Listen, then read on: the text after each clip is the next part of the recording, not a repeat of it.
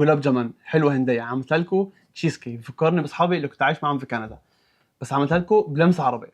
هنزل بالبسكوت ده، انا بسكوت خبزه، ممكن تعملوا بسكوت عادي دايجستيف او اي حاجه. هاخد زبده دعكم مع بعض وبيتكون في ايدي كده، يبقى كفايه زبده وكفايه تقليب.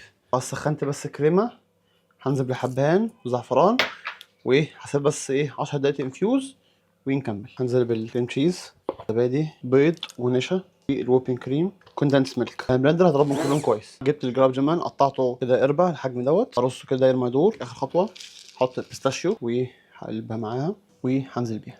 هرجع تاني اضيف على الجلاب جمان تاني، ازود بقيه الكميه، اخبطها خبطتين بس، طلع اي هواء لو فيه. بعدين صينيه هجيب ميه مغليه، احطها على الفرن من تحت، هدخلها على درجه حراره 140 لمده 45 دقيقه. بالسكينه اقطعها، هشيلهم واحطهم بس في فوطه عشان ما ينشفوش.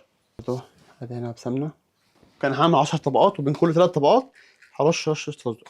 فقطعها على طاوله 8 على 10. مقطعها ما تنزلوش جامد قوي، احنا مش عايزين نقطعها كلها. قطعتها دخلها الفرن على درجه حراره 180 لحد ما تحمر، تقريبا تلت ساعه. وهي سخنه هنزل بالعسل او بالشوار. هسخن الرنج عشان اعرف اطلعها. اطلع الرنج